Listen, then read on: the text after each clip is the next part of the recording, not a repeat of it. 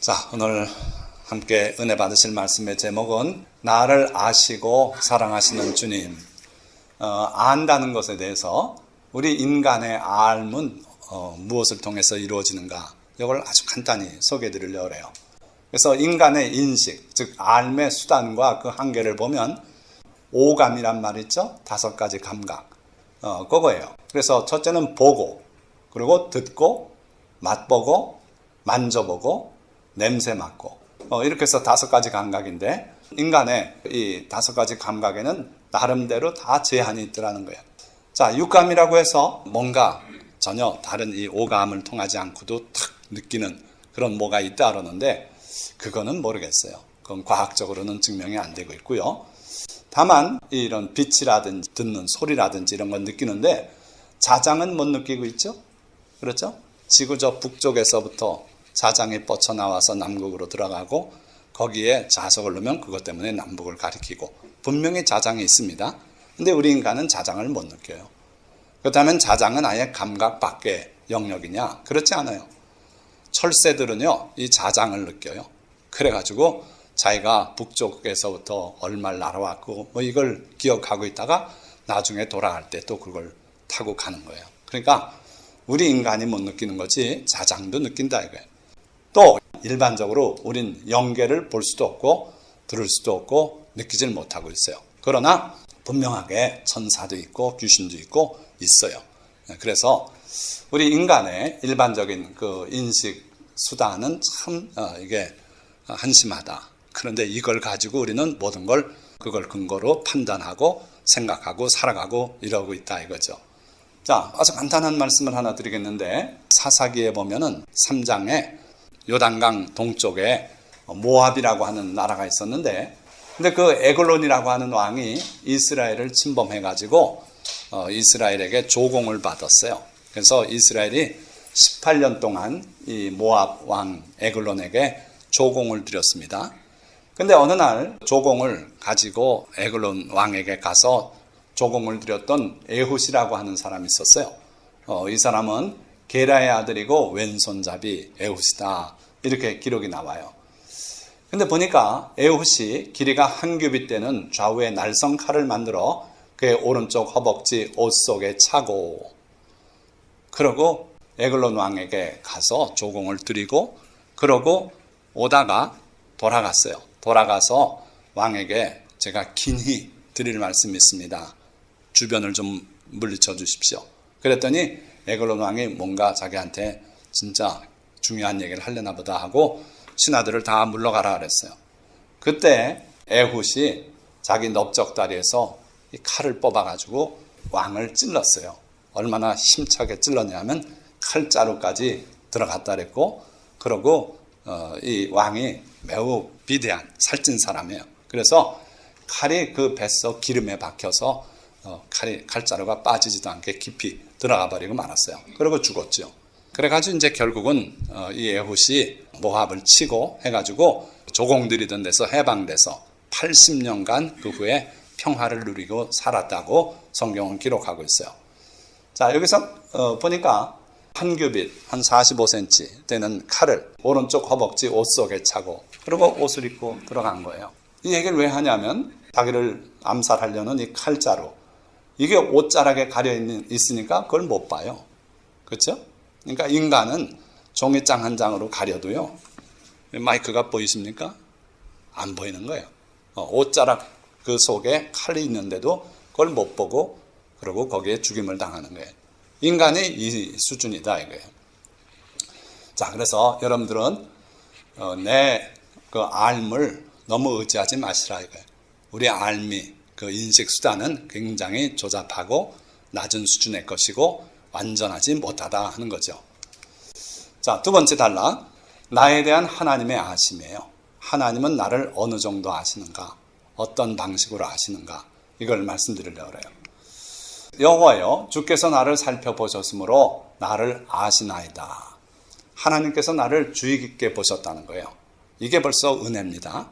하나님께서 우리를 만들어 놓고 그냥 내가 만들어서 살아갈 수 있게 장치를 다 해줬으니 알아서 살아라, 이게 아니고 하나님은 여러분 한 사람 한 사람을 주의 깊게 관찰하시고 살펴보시고 그러신다 이거예요. 자, 그렇게 해서 나를 살펴보셔서 주께서 내가 앉고 일어섬을 아시고 내 생활을 다 아셔요. 새벽 4시 20분에 알람 켜놓고 새벽 기도 가려고 그러다 2번 누르고 30분에 일어나지. 내가 안다. 하나님 그런 걸 아셔요. 정확히 아시는 분이에요. 그리고 자다가 또 모기 소리만 나면 또 벌떡 일어나서 모기 잡겠다고 불 켜고 그거 휘두르고 이렇게 우리 삶을 아시는 분이에요. 앉고 일어섬을 아신다는 게 그런 걸 뜻하는 겁니다. 그래서 하나님은 나를 잘 살펴보셔서 내 그 생활을 잘 아신다. 자, 이 수준의 지식은요, 여러분들도 사실은 도달할 수 있죠. 자기 배우자, 성품이 어떤지, 잠버릇이 어떤지. 그러니까 그 정도 지식은 우리도 얻을 수 있다. 그런데 하나님이 우리를 아시는 걸 보니까 두 번째부터 달라져요. 멀리서도 나의 생각을 밝히 아시오며. 우리 인간은 아까 오감이 전부 가까이 있어야 돼요. 가까이 있어야 볼 수 있죠. 뭐 하나 가려놔도 못 보는 주제인데, 그렇죠? 소리도 멀리 있는 소리는 못 들어요. 모든 게 가까이 있어야 돼요. 그런데 하나님은 멀리서도 나의 생각을 밝히 아시오며. 우리 인간은 생각을 몰라요. 그렇기 때문에 거짓말을 해요. 자기 속 생각과 다른 말을 하는데 그게 드러나지 않기 때문에 그걸 습관 삼아 그렇게 거짓말을 한단 말이에요. 그런데 하나님은 우리의 생각을 또 멀리서도 아시는데 희미하게 짐작해서 맞춰 때려 맞추는 그런 게 아니라 밝히 아시는 하나님이셔요. 그래서 우리 하나님은 우리의 생각을 하늘 보좌에서도 밝히 알고 계신 그런 분이다 하는 거고, 또 나의 모든 길과 내가 눕는 곳을 살펴보셨으므로, 아까 같은 말이에요. 하나님 나를 관심을 가지고 보시기 때문에 나의 모든 행위를 이렇게 아시오니.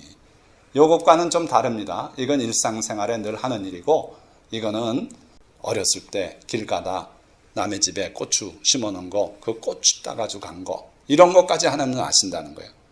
우리 형님이 하나님이 어디 계시냐고 그러다가 나중에 하나님을 만나보겠다고 가서 기도하다 성령이 감동하시고 임하셔가지고 회개가 시작되는데 그런 게 떠오르더래요. 인간의 기억 속에서 다 사라진 거, 그런데 하나님이 아시는 거, 이걸 다 일으켜 주셨어요. 그래가지고 어렸을 때 남의 집 고추 따온 거 하며 다 잊혀진 거, 그런 것들이 죄악으로 떠오르면서 1시간 넘게 눈물 콧물을 흘리고 회개를 시키시고, 그러고 혀가 돌아가고 방언을 허락하시고 하나님의 음성을 들려주시고 그랬다고 고백을 하는 걸 제가 몇 번 들었어요. 그러니까 나의 모든 행위, 내가 저질렀던 그 하나님은 잊지 않으시고 기억하는 그런 내용들이 많다 이거예요. 그래서 우리가 하나님 앞에 나갈 때는 죄를 자복하고 내가 떠오르지 않는 죄는 기억나게 해달라고 그렇게 하고 죄를 다 하나님 앞에서 해결해야 돼요. 그래야 하나님의 성령이 임하시고 그런다 이거예요. 자, 그리고 여호와여 내 혀의 말을 알지 못하시는 것이 하나도 없으시니이다. 우리는 가볍게 말하고 농담 삼아 던지고 하는 말이 남의 마음에 칼이 돼서 꽂힐 수가 있어요. 그런데 우리 하나님은 우리가 한 말까지 다 기억하고 계시다 이거예요. 그래서 예수님은 뭐라 그랬어요? 형제에게 라가라 하는 자는 공회에 잡혀가게 되고 미련한 놈이라 하면 지옥불에 들어가게 된다고 그렇게 말씀했어요. 그러니까 한마디 한마디 너희가 무익한 말을 하더라도 끝날에 그 말로 인해서 심판을 받는다고 분명히 말씀했어요. 그러니까 하나님은 우리의 앉고 일어섬, 일상생활의 습관들 다 아시고 내 생각을 멀리서도 아주 밝히 아시고 내 모든 저지른 행위들 그걸 다 익히 아시고, 그리고 내 혀의 말, 내가 무심코 던진 그 말까지도 하나님은 아신다 이거예요. 하나님의 아심 앞에 우리가 두려워 떨 줄 알아야 돼요. 회개할 줄 알아야 된다 하는 거예요. 자, 또한 주께서 내 내장을 지으시며 나의 모태에서 나를 만드셨나이다. 내가 주께 감사하옴은 나를 지으심이 심히 기묘하심이라. 하나님께서 나를 모태에서 지으셨대요. 내 내장을 다 지으셨대요. 심장도 하나님이 지으신 것이고, 그래서 하나님은 내 심장이 78세 3개월까지는 뛸 것이다 이런 걸 아신다 이거예요. 또 내 체질도 아세요. 너는 새우를 먹으면 엘러지가 일어나는 체질이다. 이것도 아시는 하나님이세요. 왜? 나를 지으셨기 때문에, 나를 모태에서 만드셨기 때문에. 그러니까 하나님께서 나를 아시는 그 근거는 바로 하나님이 창조주시기 때문에요. 내 모태에서 나를 만드셨어요. 한 사람 한 사람, 여러분 한 사람 한 사람을 하나님께서 친히 만드셨기 때문에 하나님은 우리를 아시는 거예요. 내 형질이 이루어지기 전에 주의 눈이 보셨으며 나를 위하여 정한 날이 하루도 되기 전에 주의 책에 다 기록이 되었나이다. 자동차 공장에서 신차가 나옵니다. 그 차에 대해서 누가 제일 잘 알겠습니까? 그 차를 설계하고 그리고 만든 사람이 제일 잘 알아요. 유명한 일화가 있어요. 옛날에 미국서 자동차가 처음 나올 때 누가 포드 차를 사가지고 가다가 고장이 났어요. 근데 어떤 신사가 다가오더니 자기가 좀 봐주겠다 그러더니 금방 차를 고쳐버렸어요. 그래서 누구시냐고 그랬더니 그 사람이 내가 바로 이 차를 설계하고 만든 포드입니다. 아주 유명한 일화예요. 그러니까 그 차를 설계하고 만든 사람은 그 차의 모든 내용을 잘 아시는 거예요. 그러니까 우리 하나님이 여러분들을 지었기 때문에 여러분들의 형질이 이루어지기 전에 이미 유전자가 발현되면서 세포들이 생겨나고 이러기 전에 벌써 여러분들을 아시는 분이다 이거예요. 그리고 주의 눈이 보셨다 그랬어요. 언제 보셨다고요? 내 형질이 이루어지기 전에 보셨대요. 그러니까 하나님은 벌써 내가 어떤 식으로 분화돼 나가고 자라나가고 그리고 태어나서 또 12살쯤 되면 어디까지 성장하고 이걸 다 아신다 이거예요. 이게 하나님의 아심이에요.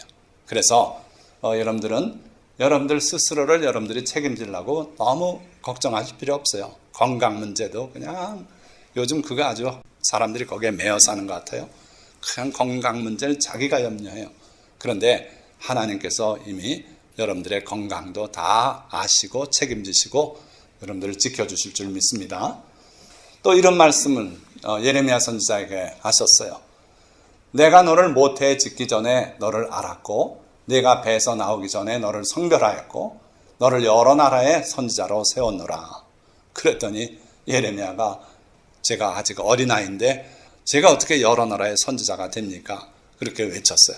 그러나 어떻든 하나님은 내가 너를 모태에 짓기 전에 너를 이미 알았다. 내가 어떤 성격을 가질 것이고 그래서 선지자의 최고로 적합한 사람인 걸 내가 알았다는 거예요. 또 내가 그렇게 지었다는 뜻이 되는 거예요. 그래서 내가 배에서 나오기 전에 너를 성별했다. 이미 어머니 뱃속에서 출생하기도 전에 너를 따로 구분했다. 그래서 너를 여러 나라의 선지자로 이미 세웠다. 그러니까 너는 내 말을 듣고 전하거라. 이렇게 말씀했어요. 그러니까 우리 하나님은 우리를 모태에 짓기 전부터 아셨다 이거예요. 여러분들 똑같아요. 이 예레미야 선지자만 그랬겠지요?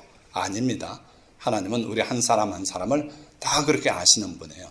그래서 하나님이시다 이거예요. 자, 한 번은 모세가 하나님 앞에 탄원을 했어요. 왜 탄원을 했냐면 하나님께서 이스라엘 백성이 너무 말 안 듣고 10번씩이나 하나님을 노엽게 하고 그러니까 내가 이제는 너희들과 함께 안 하겠다. 대신 내가 천사를 보내서 그가 너희 민족을 인도하게 하겠다. 그렇게 했어요. 그때 모세가 하나님께 간청하기를 그러지 마십시오. 그럴 바엔 저도 안 하겠습니다. 그러면서 하나님께서 친히 같이 하시길 바랍니다. 그래가지고 하나님께서 그 모세의 탄원을 듣고 대답하신 말씀이에요. 여호와께서 모세에게 이르시되 내가 말하는 이 일도 하리니 너는 내 목전에 은총을 입었고 내가 이름으로도 너를 알미니라. 하나님께서 우리 이름까지 아신대요. 우리의 체질도 아시고 다 창조하신 분이 내 이름을 모를 리가 있겠습니까? 그런데 하나님은 내가 이름으로도 너를 알미니라. 이렇게 말씀했어요. 그런데 모세의 이름이 그게 연유가 있지 않습니까? 유래가 있지 않아요? 이 많은 사람들 가운데서 하나님께서 어떤 특정인 한 사람 한 사람을 그 사람의 이름을 기억하시는데 그 이름은 유래가 있어요. 제가 정경수 아닙니까? 세자 여러분이 아시죠? 그러나 제 그 이름의 의미는 모르는 분들이 태반이에요. 왜냐하면 제 아버님이 저한테 경수라고 이름을 지으실 때 경자는 공경할 경자요, 숫자는 목숨 숫자예요. 하나님의 십계명에서 이름을 땄어요. 내 부모를 공경하라. 그리하면 땅에서 잘되고 장수하리라. 그게 경수예요. 그래서 십계명에서 제 이름을 지어내셨기 때문에 그 의미를 저에게 설명해 주셨고 저는 그 이름의 의미를 알아요. 그러니까 이름이라는 것은 다 의미가 있어요. 유래가 있어요. 모세의 이름은 어떻습니까? 그가 태어날 때 아들이 태어나면 나일강에 던져라. 이게 바로의 명령이에요. 그런데 너무 아름다운 아들이 태어났어요. 그래서 버리지 못하고 3달을 숨겨서 길렀어요. 그러나 3달이 되니까 애가 자꾸 우렁차게 울고 남들에게 다 드러나게 돼 있어요. 고발하면은 큰 피해가 올 것 같아서 눈물을 머금고 갈대 상자를 만들어서 거기에 모세를 담궈서 나일강에 띄어보내지 않았습니까? 그때 마침 바로의 공주가 나일강가에 왔다가 갈대 상자를 보고 갖다 열어보니까 애가 마침 울어요. 그러니까 불쌍한 마음이 들고 히브리 애기로구나 하면서 불쌍히 여겼어요. 그때 마침 그 모세의 누이 미리암이 막 물을 헤치고 달려오더니 공주님 애기 젖 먹이는 분 구해드릴까요? 그러니까 공주가 그래 잘됐다. 그래가지고 그 어머니가 결국 모세를 데려다 젖을 먹이면서 길러냈어요. 그리고 젖 떼는 날 결국 공주한테 갖다 인도해 드리는데 공주가 그때 일을 기억하는 거예요. 그러면서 야 내가 너를 나일강 물에서 건져냈지. 그러니 네 이름은 모세라고 하겠다. 모세라는 뜻이 물에서 건져냈다는 뜻이에요. 그래가지고 모세는 모세로서 애굽의 왕궁에서 자라났어요. 자, 이 사건, 이 지나간 일들 누가 기억하겠습니까? 지금 모세가 하나님과 대면해서 얘기를 하는데 이 추억은 아무도 가지고 있는 사람이 없어요. 모세도 다 까먹었을 테고 내가 모세라는 것만 알고 있어요. 그런데 하나님은 그때 일까지 기억하시면서 내가 이름으로도 너를 압니다. 즉 내 이름의 유래도 내가 안다. 네가 나일강에서 건짐받았고 80년 전의 얘기다. 자, 그래서 여러분들의 모든 삶을 주님은 다 아셔요. 삶의 습관도 아시고 여러분들의 행위도 아시고 여러분들의 생각도 주님이 다 아시고 그렇기 때문에 우리가 주님 앞에 위선 떨 거 없어요. 주님 앞에 나갈 때는 겸손함으로 나가고 회개하는 마음으로 나가고 그렇게 나가면 되는 거예요. 자, 그 다음에 세 번째 단락은 나에 대한 예수님의 아심을 한번 생각해 보려고 해요. 오늘 이 설교가 바로 예수님의 아심 때문에 설교가 시작된 건데 자, 예수님은 과연 뭘 아시는가? 자, 예수님께서 사역을 시작하시는 그 순간이었어요. 제자들을 불러 모으기 시작하십니다. 그런데 빌립이 예수님을 만나게 돼요. 그래서 예수님의 말씀을 듣고 보니까 이분이 바로 메시아다 하는 확신이 서가지고 자기 친구한테 갑니다. 나다나엘한테 갔어요. 그래서 나다나엘을 찾아 이르되 모세가 율법에 기록하였고 여러 선지자가 기록한 그 일을 우리가 만났다. 오랜 세월 동안 우리가 기다려왔던 그 메시아다. 그분이 누구냐 하면 요셉의 아들 나사렛 예수다. 그랬더니 나다나엘이 듣고 어이구 그럼 빨리 가자. 그랬냐? 아니고요. 이 나사렛이라고 하는데 걸렸어요. 나사렛? 거기서 무슨 메시아가 나냐? 거부했던 거예요. 그랬더니 빌립이 난 자세한 건 그런 건 잘 모르는데 와봐라. 와서 보거라. 그래가지고 나다나엘을 불러서 예수님께 나갑니다. 그랬더니 예수님께서 나다나엘이 자기에게 오는 것을 보시고 그를 가리켜 이르시되 보라 이는 참으로 이스라엘 사람이라 그 속에 간사한 것이 없도다. 자, 그 얘기를 하니까 마침 나다나엘이 오다가 예수님의 선언을 들었던 것 같아요. 그래가지고 나다나엘이 이렇게 질문을 드려요. 나다나엘이 이르되 어떻게 나를 아시나이까?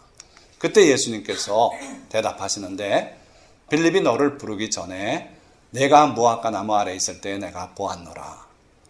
빌립이 나다나엘을 부르러 갔지 않았습니까? 바로 나다나엘이 무화과 나무 아래 있을 때 부르러 갔던 거예요. 그 얘기를 하시는 거예요. 그러니까 예수님은 멀리 떨어져 있었고 나다나엘과 빌립의 만나는 그 순간을 볼 수 없는 상황이었는데 예수님께서 그걸 얘기하시는 거예요. 자, 그러면서 우리가 조금 더 성경을 깊이 이렇게 한번 추론을 해볼 수는 있는데 그게 잘못될 수도 있지만 저는 그렇게 생각해 봤어요. 무화과 나무에서 뭘 했겠는가? 나다나엘이 아마도 기도했었던 것 같아요. 유대 민족들은, 경건한 사람들은 하루에 3번을 기도합니다. 그러니까 점심때쯤 돼서 아마 무화과 나무에서 하나님을 향해서 기도하면서 언제 메시아를 보내주시겠습니까? 주여, 이 민족을 이렇게 두시렵니까? 뭐 이런 기도를 했던 것 같아요. 그런데 내가 무화과 나무 아래에 있을 때 내가 보았다 하시면서 내가 간사함이 없고 참 이스라엘 사람이다, 그렇게 얘기하시니까 나다나엘이 이분은 보통 사람이 아니시구나, 내가 하나님 앞에 진실되게 기도했던 그 순간을 보시고 아시고 나를 평가하셨구나, 그런 생각을 가졌던 것 같아요. 자, 이 주님의 아심, 무화과 나무 아래 있을 때 보았다 하는 이 아심이 바로 하나님의 아심 아닙니까? 아까 시편에서 뭐라 그랬어요? 멀리서도 나의 생각을 밝히 아시오며, 이렇게 노래하지 않았어요? 그러니까 하나님의 성품이 예수님께 그대로 있었어요. 하나님의 속성이 그대로 있었다 이거예요. 자, 그러니까 나다나엘이 고백을 합니다. 아까 나사렛에서 무슨 선한 것이 날 수 있겠냐고 했던 사람이 180도 바뀌었어요. 나다나엘이 대답하되 라비요, 당신은 하나님의 아들이시요 당신은 이스라엘의 임금이로소이다. 보니 당신은 하나님의 아들이십니다. 하나님이 아니고선 이런 일이 어떻게 가능하겠습니까? 멀리 떨어져 있는 내 생각을 아주 명확하게 읽으셨으니 당신은 하나님의 아들이십니다. 그리고 하나님이 약속한 이스라엘의 임금 메시아십니다. 이렇게 고백을 했던 거예요. 그러니까 예수님을 깊이 만난 사람 치고 예수님에 대한 고백이 바뀌지 않은 사람이 없어요. 자, 예수님께서 사람의 생각을 정확히 아신다는 것을 다른 사건을 통해 우리에게 보여주고 계신데, 한 번은 예수님이 집 안에 계실 때 지붕이 막 먼지가 떨어지고 부서지기 시작했어요. 무슨 사건입니까? 중풍병자를 데리고 예수님께 오려고 그러는데 문 앞에까지 사람이 꽉 차서 도저히 못 들어가니까 뒤로 돌아서 지붕 위로 올라가서 지붕을 헐어내리고 그러고 줄로 달아서 중풍병자를 예수님 앞에 내려놨어요. 그때 예수님께서 이 중풍병자를 보시고 소자야, 내 죄사함을 얻었느니라, 이렇게 말씀하셨어요. 이 사람이 마음속으로 근심한 것은 내 죄를 주님이 아실 텐데, 내 죄 때문에 이 꼴을 당했는데 내가 병나음을 얻을 수 있겠는가? 그때 예수님께서 소자야, 내 죄사함을 받았느니라, 그렇게 선언하셨어요. 그러니까 이 사람이 당면한 가장 큰 문제를 주님이 먼저 해결하셨어요. 그러고 나서 침상을 가지고 걸어가라. 그래가지고 이 사람이 일어나서 자기 내려온 침상을 둘러매고 가버렸어요. 자, 그때 소자야, 내 죄사함을 받았느니라 하는 선언을 하실 때 주변에 서기관들과 바리새인들이 많이 앉아 있었는데 그 사람들이 속으로 그런 생각을 했어요. 참남하다, 신성모독이다. 어떻게 자기가 인간인데 죄사함을 선언하는가? 하나님 한 분 외에 누가 죄를 사할 수 있겠는가? 그런 생각을 가지고 있었어요. 예수님께서 그 생각을 아시고, 그리고 너희가 어찌하여 마음에 악한 생각을 하느냐? 왜 이 사람이 죄 문제가 지금 가장 큰 문제고 이 사람의 병도 죄를 해결해야 되는 것이고, 그런데 죄사함을 받았다고 하는 걸 가지고 시비를 거느냐 하는 거예요. 그러니까 예수님은 우리의 마음을 다 아시는 분이에요. 우리의 생각을 아시는 분이다 이거예요. 아까 시편에서 멀리서도 나의 생각을 밝히 아신다는 바로 그 하나님의 속성이 여기서도 나타난 거예요. 또 요한계시록에 보면 에베소 교회뿐 아니라 여러 교회에 주님께서 안다는 용어를 많이 쓰셨어요. 에베소 교회에 이런 말씀하셨죠. 내가 내 행위와 수고와 내 인내를 알고 또 내가 참고 내 이름을 위하여 견디고 게으르지 아니한 것을 아노라. 주님이 어디서 이 말씀을 하셨어요? 이 교회 문 앞에 서서요? 아니고 천상에서 하늘 보좌에 앉아 계시면서 사도 요한을 하늘로 불러 올리셔서 거기서 이 말씀을 주신 거예요. 그러니까 예수님은 부활하셔서 이미 세월이 많이 흘렀습니다. 이 요한계시록이 기록된 연대가 대충 90년쯤 된다고 봐요. 그러니까 예수님은 30년에 돌아가셨으니까 그때로부터 세월이 60년이 지났어요. 그런데 예수님은 지금 땅 위에 현실 교회 속에 일어나는 모든 내용들을 다 알고 계셨어요. 그래서 7교회 한 교회 한 교회를 다 진단 내리시고 그들이 선한 행위를 칭찬하시고 잘못한 거를 책망하시고 그리고 격려하시고 정확히 교회 7교회를 실천하는 교회를 그렇게 편지를 쓰게 하셨어요. 그러니까 우리 주님은 하늘 보좌에 계시면서도 땅에 있는 우리들의 삶을 그대로 다 아시는 분이다. 그래서 우리의 행위와 수고와 인내도 다 아시고 우리가 또 참고 견디면서 예수님의 이름을 위해서 게으르지 아니한 것 다 하신다는 거예요. 그러니까 여러분들이 주님을 위해서 하는 수고 하나하나를 다 하셔요. 피아노 반주하기 위해서 연습하고 달려와서 또 반주하는 거 아시고 또 와서 요리하고 물 튀기면서 하는 거 아시고 또 예배 사회 보기 위해서 준비하고 달려 나오는 거 아시고 모든 것을 다 아시는 분이에요. 그래서 우리의 수고가 헛되지 않은 겁니다. 자, 하나님께서는 사탄 앞에서 욥을 칭찬하셨어요. 이와 같이 순진하고 하나님을 경외해서 악을 떠난 자가 이 세상엔 없다. 그렇게 칭찬하셨죠. 왜요? 하나님이 욥을 아셨기 때문이에요. 욥의 모든 행위와 삶을 아시기 때문에 그래요.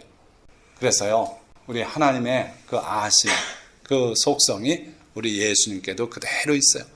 그래서 하나님과 예수님은 한 분이신 분이다 이거예요.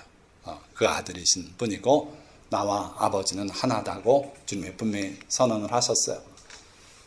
자, 예수님의 아심이 여기까지 머무른다면 우리 아까 처음에 읽은 말씀, 우리를 다 알기 때문에 자기를 의탁하지 아니하셨던 말씀이 우리에게 사실은 충격으로 다가와요. 내 꼬락선이를 아셔서, 내 죄를 아셔서, 내 버르장머리를 아셔서 주님이 우리한테 자기를 의탁 안 하셨구나. 이런 결론이 날 수밖에 없어요. 그런데 예수님의 아심은 그걸 넘어가시더라 하는 거예요. 내 지금의 습관, 부족한 점 이런 걸 다 넘어가서 어디까지 아시는가를 한번 보세요. 자, 그때 예수께서 제자들에게 이르시되 오늘 밤에 너희가 다 나를 버리리라. 그때가 언제입니까? 마지막 잡히시던 날 밤. 그날 밤에 예수님께서 성만찬 하시고 그리고 제자들의 발도 씻기시고 그러고 나서 제자들에게 이런 말씀을 하는 거예요. 오늘 밤에 너희가 다 나를 버리리라. 자, 그러면 뭐 때문에 발까지 씻기십니까? 뭐 때문에 그들을 위해서 자기 피를 상징하는 잔을 돌리고 자기 몸을 상징하는 떡을 주고 이렇게 하십니까? 예수님은 그 너머를 보셨기 때문에 뭐라 그러셨어요? 그러나 내가 살아난 후에 너희보다 먼저 갈릴리로 가리라. 갈릴리에서 다시 시작할 것이다 이거예요. 원래 예수님은 갈릴리에서 복음을 전파하셨죠. 그러고 지금 예루살렘에 와서 여기서 순교를 하시는 겁니다. 그러나 부활하시고 다시 갈릴리에서 주님께서 시작하시겠다는 거예요. 그러면서 여기에 다시 살아날 걸 분명히 말씀하셨고 나를 버리고 다 도망간 너희들이 다시 모일 것이다. 이걸 예고하시는 거예요. 그러니까 우리 주님의 아심은요. 우리가 도망가고 주님을 버리고 배반할 거 아셔요. 미리 하시는 거예요. 그러나 그 이후에 다시 너희들이 돌아오고 그러고 새로운 시작을 할 것이다. 이걸 주님은 아셨어요. 이 아심이 있기 때문에 우리는 주님 앞에 과감히 나갈 수 있어요. 지금은 부족해도 그래도 주님께서 나를 또 다시 새롭게 하시고 이렇게 세우실 것이라는 걸 알기 때문에요. 그러니까 베드로가 나서요. 대답하여 이르되 모두 주를 버릴지라도 나는 결코 버리지 않겠나이다. 이건 진심이에요. 베드로는 그러겠다고 각오를 한 거예요.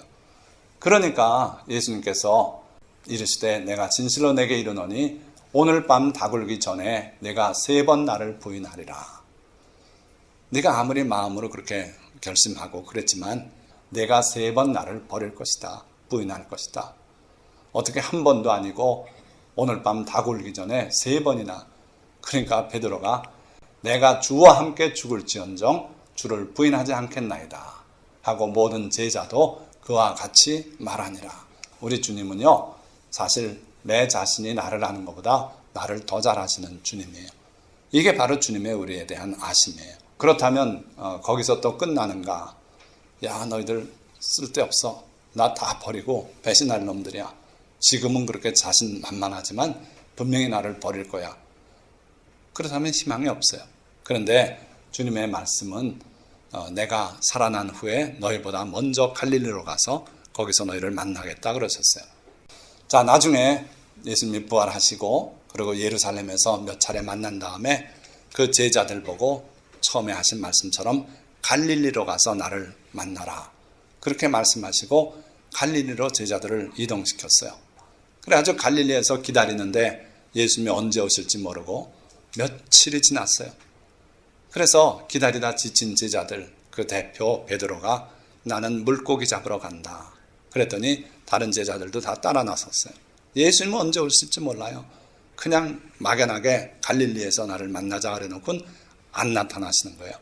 그래서 베드로가 그 이전 모습으로 돌아가서 계속 밤새도록 그물을 던졌는데 하나도 안 잡혔어. 그때 새벽에 주님이 호숫가에 서서 얘들아 너에게 고기가 있느냐? 없습니다. 배 오른편에 그물을 내려라. 누군지도 모르고 하려니까 그렇게 따라 했어요. 그런데 고기가 에어지게 잡혔어요. 제가 한번 2월달인가 3월달인가 그래요. 날이 쌀쌀하더라고요. 호수에 갔는데 고기가 하나도 없어요. 이전에는 그 정자 있는데 밑에 가면 고기가 버글버글 했는데 고기가 한 마리도 안 보이더라고요. 그래서 섭섭해서 주변으로 이렇게 가는데 우리 사모님이 발견했어요. 저거 뭐지? 보니까 물에 타이어 같은 시꺼먼 게 있어요. 그래서 자세히 봤더니 그게 고깃대예요. 참 신기하게 그 호수 전체에서 고기가 다 모여가지고 거기서 서로 몸을 비비대면서 야 우리 따뜻하게 하자 막 이러면서 엉겨 붙은 모양이에요. 전 그런 현상을 머리털 나고 처음 봤고 그 사진을 찍었고 동영상 찍어서 우리 카페에도 올려놓은 게 있어요. 아마 그랬는지 모르겠어요. 그 밤새도록 갈릴리 호수에서 고기를 잡느라고 잡았는데 한 마리 못 잡았는데 배 오른편에 그물을 내렸더니 큰 물고기만 153마리가 잡혔어요. 배가 깔아앉을 뻔했어요. 그러니까 베드로가 옛날 일이 생각난 거예요. 처음에 예수님 만날 때 깊은 데 가서 그물을 내리라 해서 내렸더니 고기가 에어지게 잡히지 않았습니까? 그때서 비로소 예수님인 줄 알고 차가운 호수물로 뛰어들어서 예수님께 헤엄쳐 왔어요. 예수님께서 미리 구워놓은 떡과 고기를 제자들에게 먹이시고 또 베드로 보고 네가 잡은 고기도 좀 가져와라. 그렇게 해서 잘 먹은 다음에 베드로와 단독 대화에 들어갔어요. 그러면서 하시는 말씀이 요한의 아들 시몬아 내가 했던 말 기억나냐? 내가 이 사람들보다 나를 더 사랑한다고 하지 않았냐? 어떠냐? 이 사람들보다 나를 더 사랑하냐? 그러니까 베드로가 대답해요. 주님 그러하나이다. 내가 주님을 사랑하는 줄 주님께서 아시나이다. 그러니까 예수님께서 내 어린 양을 먹이라. 그리고 또 한참 지났어요. 두 번째 다시 물어요. 요한의 아들 시몬아 내가 나를 사랑하느냐? 그러니까 똑같은 대답을 해요. 주님 그러하나이다. 내가 주님을 사랑하는 줄 주님이 아시나이다. 한참 있다 보니까 또 주님이 세 번째 물으세요. 요한의 아들 시몬아 내가 나를 사랑하느냐? 뭐 누굴 돌대가리로 합니까? 똑같은 말을 세 번을 묻습니까? 그런데 주님이 물으신 말씀이 사실은 내용이 다 달라요. 첫 번째 묻는 말씀은요. 이 사람들보다 나를 더 사랑하느냐? 그리고 여기 사랑이라는 단어가 아가파오라는 아가페 아시죠? 그 동사를 쓰셨어요. 내가 나를 그 하나님의 거룩한 사랑으로 나를 사랑하느냐? 부모가 자식 사랑하는 그 거룩한 사랑으로 나를 사랑하느냐? 조건 없는 그 사랑, 아가페 사랑으로 나를 사랑하느냐? 이 사람들이 나를 사랑하는 것보다 더한 그 큰 사랑으로 나를 사랑하느냐? 그런데도 베드로가 그렇습니다 하고 대답해요. 그 사실 베드로의 사랑이 그래요. 다른 제자들보다 예수님을 더 사랑했어요. 그래서 예수님이 파도 위로 걸어오실 때 그 예수님을 믿고 뛰어들 수 있었던 사람이 바로 베드로였어요. 자, 그런데 한참 있다 예수님이 또 다시 물으시는데 이번엔 이걸 빼요. 이 사람들보다 이걸 빼고 요한의 아들 시몬아 내가 나를 사랑하느냐? 내가 나를 그 거룩한 사랑으로 사랑하느냐? 그러니까 베드로가 그렇습니다. 내가 주님을 사랑하는 줄 주님께서 아십니다. 그러니까 내 양을 쳐라. 또 마지막으로 한참 있다 최종적으로 주님이 질문을 던져요.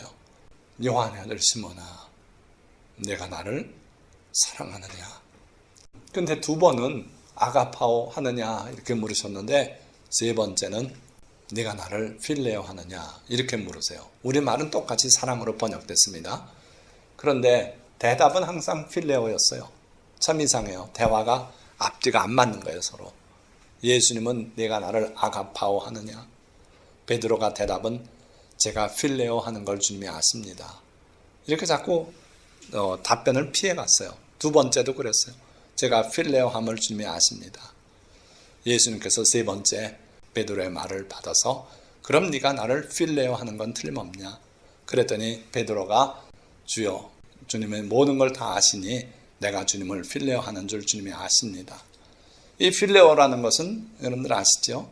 친구들끼리의 사랑이에요. 주님은 내가 나를 아가파오 사랑을 하느냐 물었는데 베드로는 자꾸 자신 없어서 저는 필레오 합니다. 그렇게 돌아갔어요. 자, 그런데 마지막에는 주님께서 필레오로 수준을 낮춰서 베드로에게 질문을 했던 거예요. 그러니까 베드로가 그나마 자신이 없어서 모든 것을 주님이 아시오니 내가 주님을 필레오 하는 줄 주님이 아십니다. 그래서 예수님께서 베드로를 그러면 내 양을 먹여라. 그리고 최종적으로 맡기셨어요. 제가 이 요한복음 21장을 수없이 인용하면서 항상 여기서 막혀요. 왜 그러냐면 제가 소명을 받을 때 이 말씀을 받았어요. 그러니까 제가 사랑이 없는 사람인데 어떻게 목회를 합니까? 그랬더니 주님이 내가 나를 사랑하면 내 양을 사랑할 수 있다. 그렇게 알려주시면서 이 말씀을 떠올려 주셨어요. 그래서 주님은 어떻든 베드로에게 자기 양을 맡기실 때 세 번에 걸쳐서 사랑 고백을 하게 하셨어요. 자, 여기 어떤 목사님이, 미국 목사님이 4월 2일 날 올해 설교하시는데 제목을 이렇게 잡았더라고요. Just one final question. 단 하나의 마지막 질문. Do you love me? 나를 사랑하느냐?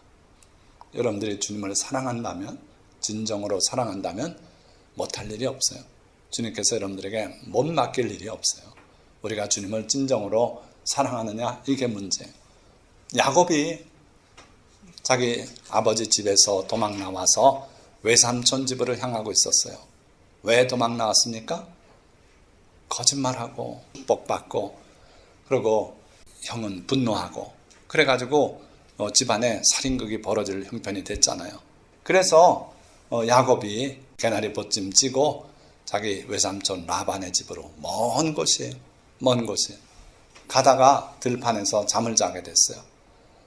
꿈속에 하나님이 보였어요. 사다리가 높은 사다리가 놓였는데 천사들이 오르락 내리락 하는데 그 꼭대기를 바라보니까 하나님이 거기 계셨어요.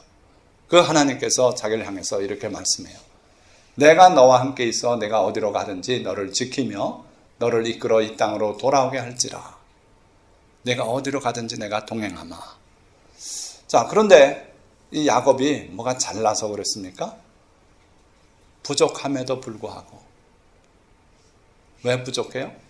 그래도 자기 형 에서 같은 날 낳았지만 그래도 쌍둥이 먼저 태어났으니까 형인데 그 형을 무시하고 형 대신에 자기 아버지의 축복을 받고 그렇게 했어요. 형의 배고픈 틈을 타서 팥죽 한 그릇에 장자 명분 빼앗고 아주 양심 없는 짓을 한 거예요. 왜 그렇게 했다고요? 하나님의 복을 받아야 살겠다는 그러한 생각 때문에 하나님의 복을 받겠다고 이렇게 했던 거예요. 그래서 엄격히 윤리적으로 따지면은 이 야곱은 정말 나쁜 사람이었어요. 형의 복을 자기가 훔친 거예요. 그런데 하나님의 눈에서 볼 때는 하나님을 사랑하는 마음 때문에 그렇게 했어요. 하나님을 믿는 마음 때문에. 하나님의 복 주셔야 이 세상에서 살 수 있다는 걸 믿고 그 일을 한 거예요. 그래서 하나님께서 부족함에도 불구하고 정말 도덕적으로 그럼에도 불구하고 야곱과 동행하시기로 했고 야곱을 복 내리신 거예요. 여러분들도 그렇습니다. 우리가 세속적인 눈에서 보면 어쩌면은 부족한 점이 많이 있을지 몰라요. 그러나 주님을 사랑하고 주님을 의지하고 주님이 돕지 않으면 내가 살 수 없다고 그런 신앙을 가지고 주님께 매달리는 그런 사람이라면 주님께서 부족함에도 불구하고 동행하신다 이거예요. 베드로가 어땠습니까? 베드로 대단한 제자라고 생각하기 쉬운데 예수님 바라보고 풍랑 위로 내려왔다가 파도가 확 치고 바람이 부니까 바람을 보고 겁나서 물에 빠져들어갔어요. 예수님께서 다가오셔서 손을 잡아 꺼내주시면서 믿음이 작은 자여 어찌하여 의심하였느냐. 믿음이 작은 자라고 말했던 사람이에요. 또 한 번은 예수님을 붙들고 무슨 말씀입니까? 왜 죽는 얘기를 하십니까? 지금 나라와 민족을 위해서 큰 인물로 일어나셔야지 십자가에 못 박혀 죽겠다니 말이 됩니까? 그러니까 예수님께서 사탄아 물러가라. 너는 나를 넘어지게 하는 자로다. 자, 이런 심한 소리 들은 사람 베드로뿐이 없어요. 어느 제자가 사탄이란 말 들었습니까? 제가 집에서 우리 사모 보고 어떨 때 속상할 때는 사탄 같은 일 한다 그러면 그 소리 때문에 아주 싫어하고 이제 그렇게 안 하기로 어제 약속했어요. 맞아요. 그러니까 우리 이웃이나 형제를 보고 사탄이다 그래서는 안 될 것 같아요. 그런데 어쨌든 예수님은 베드로 보고 사탄아 물러가라. 너는 나를 넘어지게 하는 자라고 그렇게까지 심하게 책망하신 적이 있어요. 또 아까 말씀드린 것처럼 내가 3번 나를 부인하리라.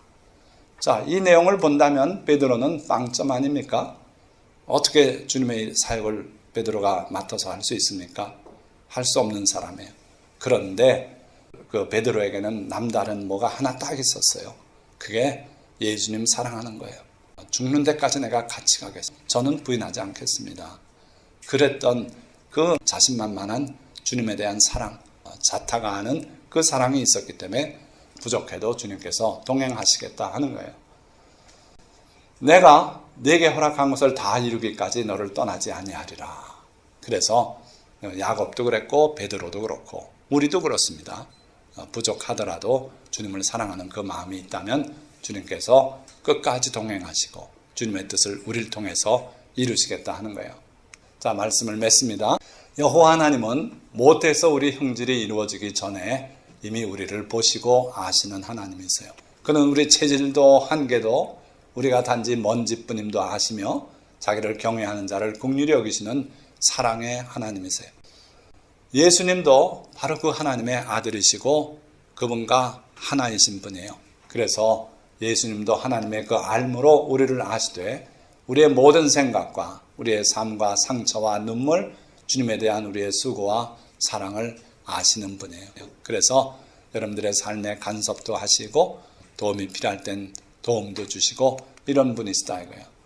또한 우리의 죄와 허물도 아시고 두려운 시험 앞에서 우리가 주님을 배반할 수 있음도 잘 아셔요. 다 배반할 거라고 그러셨어요. 아셔요. 우리의 약한 점도 아시고 죄와 허물도 아시고 그리고 우리가 심지어 주님을 모른다고 배반하고 순교하겠다고 나섰던 사람이 아이고 나 살아야겠습니다 그러고 돌아 들어가기도 하고 이걸 아시는 분이다 이거예요. 그러나 주님의 아심은 거기에 머물지 않고 우리가 그러한 실패 후에 다시 일어나 주님의 사랑 안으로 돌아올 것과 주님이 하시는 일을 그도 할 수 있음까지도 아셔요. 실패할 것도 아시지만 실패 후에 결국 주님의 사랑으로 돌아올 것. 집 나간 탕자가 가서 다 탕진했지만 결국은 돌아올 걸 주님은 아시는 거예요. 그리고 돌아와서 주님이 하시는 일, 그 일을 우리도 할 것을 주님이 아시고 그렇게 격려하시고 우리와 함께 하시는 분이다 이거예요. 이것이 우리에 대한 주님의 아심이며 사랑이에요. 오늘 설교 제목대로 주님이 우리를 아시는데 어떻게 아시는가? 단지 우리가 못된 사람이라고 아셔서 우리를 피하시는가? 아니고 우리가 진정으로 주님을 사랑하고 주님께 돌아오고 완성된 주님의 종이 되고 제자가 되고 백성이 되어서 주님을 기쁘시게 할 사람이라는 걸 주님은 아신다 이거예요. 이게 바로 주님의 아심이고 주님의 사랑이다. 이 주님을 더욱 사랑하고 신뢰하여 끝까지 승리하는 여러 성도님들이 다 되시기를 주님의 이름으로 축원드립니다. 기도하겠습니다.